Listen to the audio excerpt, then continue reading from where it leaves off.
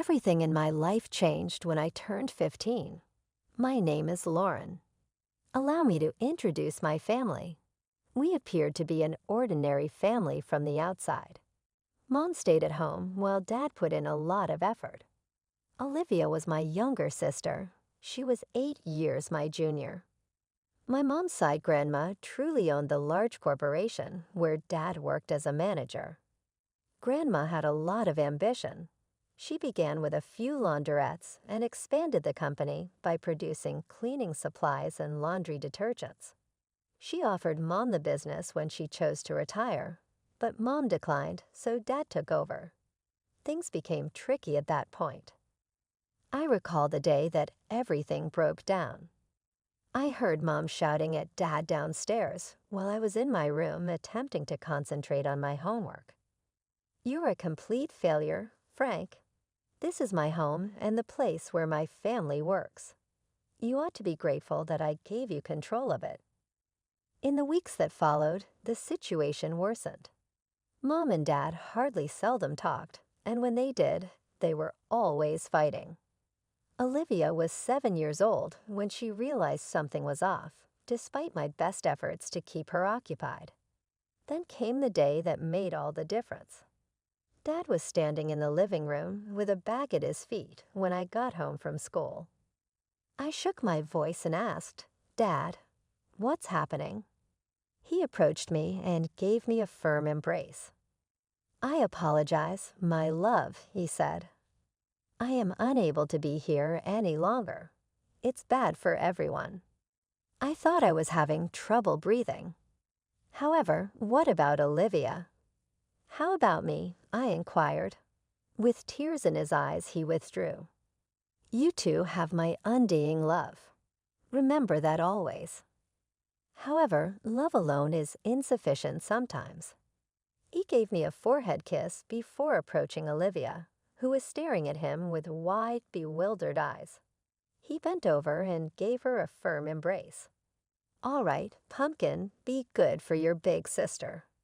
And just like that, he was gone. The door closed behind him, leaving me feeling empty. Mom came home an hour later. When I told her Dad had left, she didn't seem surprised. She just nodded like she had been expecting it. "Good riddance," she muttered. "Mom, I can't believe what I'm hearing. How can you say that?"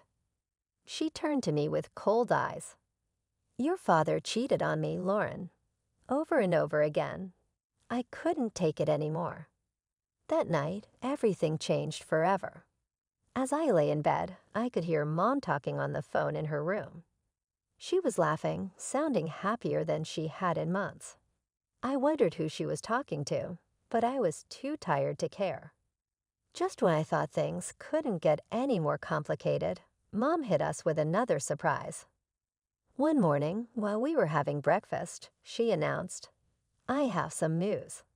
I'm getting married." I almost choked on my cereal. "What?" "Mom, Dad's only been gone for 3 months." She waved her hand like it was no big deal. "Sometimes true love happens unexpectedly, Lauren. You'll understand when you're older." 2 weeks later, Paul moved in. He was okay, I guess. He was tall and good-looking in a way that made people say, "Oh, he seems nice." But from the start, something about him didn't sit right with me. He made an effort with Olivia, playing games with her and helping with her homework. But with me, it felt like I didn't exist. Meanwhile, things were changing at the company, too. After Dad left, Mom took over and brought Paul in to work with her. They seemed to work well together, always talking about business plans. I tried to focus on my own life, school, friends, and the usual teenage stuff. But it was hard to shake the feeling that I was becoming invisible in my own family. Things got worse when Mom and Paul announced they were opening a new branch of the company in another city. One evening, Mom said, "We're moving. It's a great opportunity for the business." Then she added, "Paul and I have been talking, and we think it's best if you stay here." I couldn't believe what I was hearing. "Stay here? Without you? I asked, shocked. Mom quickly explained. The new house won't have much space, and you're almost finished with school. It wouldn't make sense to transfer right before your exams. It felt like a punch to the stomach. So where am I supposed to live? On a street? I asked, trying not to cry. Don't be dramatic, Lauren, Mom scolded. You'll stay with your grandmother. She's already agreed to it. I stormed off to my room and slammed the door. As I lay on my bed, tears of anger and hurt ran down my face. I couldn't stop thinking, when did I become such a burden to my own mother? The next few weeks flew by, filled with packing boxes and goodbyes. Not for me, though. The tears were from Olivia, who didn't want to leave her friends behind. I helped Olivia pack, trying to stay cheerful for her sake. Will you come visit us, Laura? She asked, her big brown eyes filled with tears. I hugged her tightly. Of course I will, squirt. You can't get rid of me that easily. The day they left, I stood on the porch with Grandma, watching as the moving van pulled away. Mom gave me a quick hug, and Paul gave an awkward nod. Then they were gone, taking Olivia with them. Living with Grandma wasn't as bad as I had imagined. She was pretty cool in her own way, giving me space when I needed it, but always there with a cup of tea and a kind ear when I wanted to talk. Still, it didn't feel like home. My 20th birthday came faster than I expected. That morning, I woke up feeling strange. I should have been excited, but all I felt was empty. Mom called, of course. Happy birthday, sweetie, she said, sounding overly cheerful. I'm sorry we can't be there. Work is just crazy right now.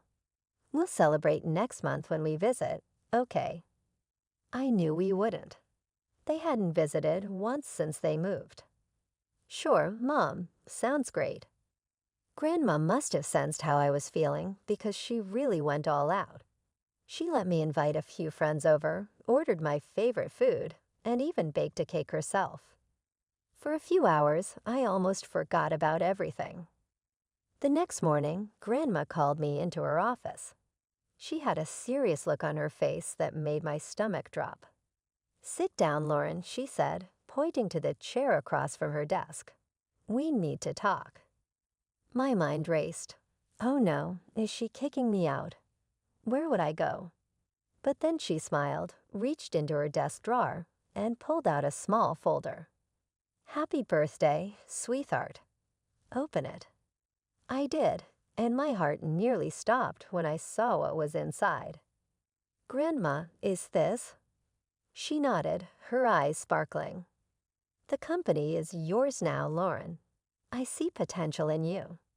You've got a good head on your shoulders, and I know you'll do right by the business. But Mom and Paul, they're running it now, I said, still in disbelief. Grandma's face tightened a little. They're running a branch. The main company, the heart of it all, that's yours now. I sat there, stunned. Me barely 20, the owner of a multi-million-dollar company. It felt like a dream, or maybe a nightmare. I don't know what to say. I finally managed. Grandma reached across the desk and squeezed my hand. You don't have to say anything. Just promise me you'll give it your all. I nodded, still in shock. I will. I promise. She leaned back, satisfied. Good. Now I have one more piece of advice for you, and I want you to listen carefully. I leaned in, hanging on to every word. Call your father, she told me. There's more to the story than you know. Talk to him, even if it's just as a consultant, but hear him out.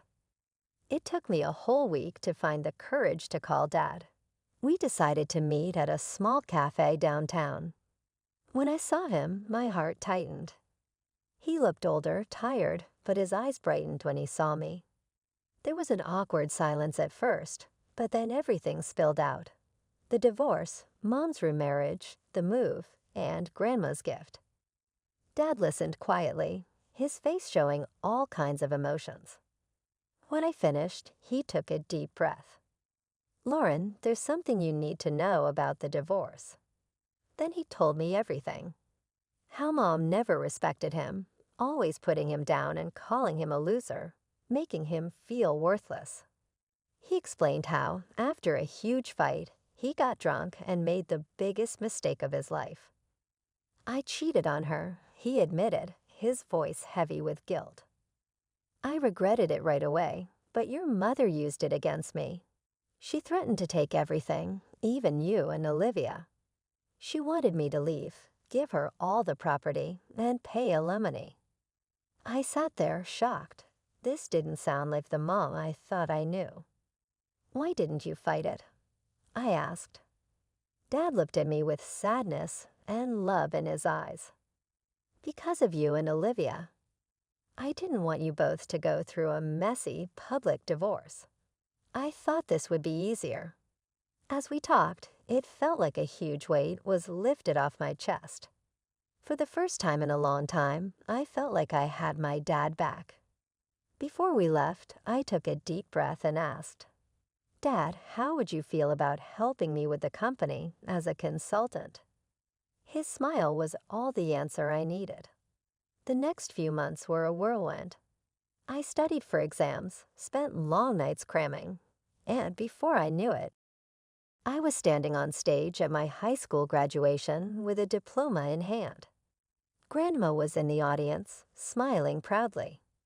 Mom and Paul were nowhere to be seen, but by then I'd learned not to expect much from them. As summer came, I focused on college applications with Grandma's support and Dad cheering me on from afar. I aimed high. When the acceptance letters started arriving, I could hardly believe it. But the biggest surprise came when I opened the financial aid package for my top choice, a full ride. I stared at the letter in disbelief. Grandma cheered and pulled me into a hug. "I knew you could do it, kiddo." All those late nights and competitions paid off. I decided to major in business management. It seemed like the smart choice, especially now that I had the company to think about. The idea still felt unreal, but I was determined to make Grandma proud. To celebrate my college acceptance, Grandma decided to throw a small party, just the two of us. We got some fancy takeout and a bottle of sparkling cider. Grandma wasn't about to let me drink champagne, even though I was an adult now. We were halfway through dinner when the doorbell rang. Grandma frowned, clearly not expecting anyone. "I'll get it," I said, putting down my fork. When I opened the door, my stomach sank. There stood my mother and Paul, looking annoyed and impatient. Before I could say anything, they pushed past me into the house. Mom didn't waste time on greetings. "Mother, we need to talk about the company." "Now." I stood there stunned as Mom launched into a rant. She didn't even look at me or ask about my graduation or college. It was like I wasn't even there. "Why can't we access the main accounts?" she demanded. "And why are you blocking the transfer of funds to our branch?" Grandma's expression hardened. "Because it's not your decision anymore, Kelly. The company belongs to Lauren now. She's the one who will decide its future and manage its finances." The room went silent. I could feel the tension hanging in the air.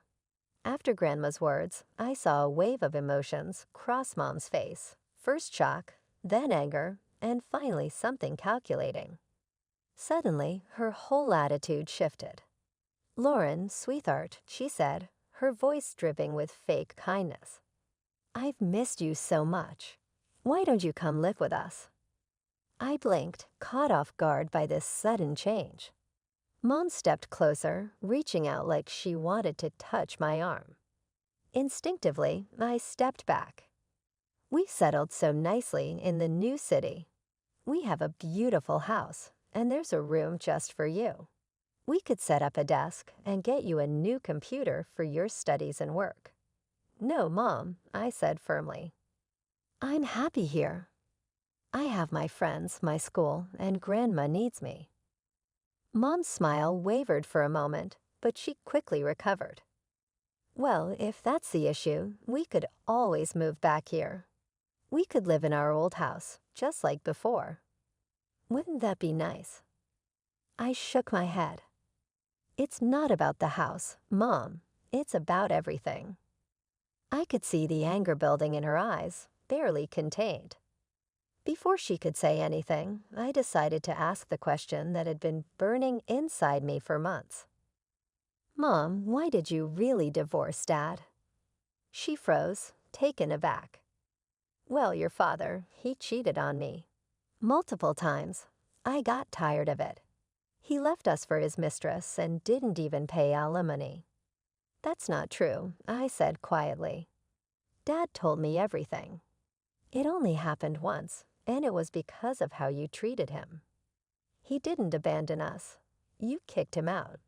And he's been paying alimony regularly. Mom's face twisted with anger. How dare you, you ungrateful little brat. You have no right to interfere in my personal life. Everything here is mine, and I decide who lives where. Grandma, who had been quietly watching, finally stepped forward. Her voice was calm but firm, stronger than I had ever heard before. That's enough, Kelly, she said. You seem to have forgotten a few things. This house, the company, they belong to me, not you. I gave the company to Lauren because I trust her judgment more than yours. Right now, I think it's time for you to leave. I watched with mixed emotions as Grandma firmly escorted Mom and Paul out of the house. The door clicked shut behind them, and I felt a strange mix of sadness and relief. I had lost something today, the last bit of hope I had about my mother. But I gained something too. A clear sense of my future and the comfort of knowing I wasn't alone. What now? I asked, my voice muffled against Grandma's shoulder. She pulled back and gave me a small smile. Now we get back to celebrating your college acceptance. And tomorrow, we start planning for your real future, not the one your mother tried to force on you. The next morning, after the confrontation with Mom and Paul, I woke up to the sound of voices downstairs. Curious, I crept down the stairs and peeked into the living room. To my surprise, Dad was sitting on the couch, deep in conversation with Grandma. I sat down next to them, and Grandma explained why she had called Dad over. I've been thinking about Olivia, she said. Your mother, well, I'm not sure she's in the best position to care for her right now. I suggested your father seek custody of Olivia. I felt a surge of hope. Really, Dad, are you going to do it? He ran his hand through his hair, looking both nervous and determined. Yeah, I am. It won't be easy, but Olivia deserves better than what she's getting now. I couldn't help it. I threw my arms around him. Thank you, Dad. As we pulled apart, Grandma cleared her throat. There's more, she said. I've hired a private investigator to look into your mother and Paul's affairs. Over the next few weeks, life settled into a strange new rhythm. I started my college classes, diving into my studies, with a focus I had never felt before. Dad started coming over regularly, and we worked on fixing our relationship. It felt good to have him back in my life. Then about 2 weeks after that conversation, Grandma called us both over. Her face was serious as we sat down. The investigator's report came in, she said, getting straight to the point. And it's worse than we thought. She laid out the facts, each one hitting me like a punch. Mom had been cheating on Dad for years, long before the divorce. Her affair with Paul had started while she was still married to Dad. There were hotel receipts, records of expensive gifts, all of it painting a clear picture. But that wasn't even the worst part. Paul is a con man, Grandma said, her voice firm. He's done this before. He charms wealthy women, convinces them to move their money, and then runs off with it. I felt sick. So when they wanted to move the company's money, Grandma nodded. Exactly. He was planning to steal it and disappear. We sat in silence, each lost in our thoughts. Finally, Grandma said, "We need to confront your mother with the truth." We set the meeting for the next day. Mom arrived at Grandma's house, looking annoyed and impatient. Her expression changed when she saw Dad was there too. What followed was one of the hardest conversations I've ever been part of. Grandma laid out all the evidence: the affair, Paul's history of fraud, and his plan to steal from the company.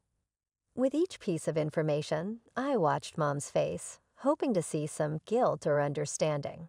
But all I saw was denial. "This is ridiculous," Mom said, sounding defensive. "Paul loves me. He would never do that. You're all just jealous of our happiness." Dad tried to reason with her. "Kelly, please look at the facts. Think about Olivia. Is this the kind of man you want around our daughter?" But Mom wouldn't listen. She stood up, her face red with anger. "I don't have to listen to this. Paul is a good man, and I trust him completely. You're all just trying to ruin my life." With that, she stormed out, slamming the door behind her. As we sat there, I realized something. This wasn't the end. It was just the beginning of a long, hard battle. But looking at Dad and Grandma, I knew I wasn't facing it alone. The next few months were a whirlwind of legal battles and emotional ups and downs. With Grandma's strong support and her legal expertise, Dad filed for custody of Olivia. I tried to stay focused on my studies, but it was hard not to get distracted by everything happening around me. The day of the custody hearing came, and I insisted on being there. The whole thing was tough. Mom's lawyer tried to make Dad look uninvolved in our lives, but our lawyer was ready. He showed proof of Dad's regular alimony payments, how he had tried to keep in touch with us, and the stable life he had now. Then came the big shock: the private investigators' report about Paul's criminal past and their plan to steal from the company. I watched Mom's face as the truth came out.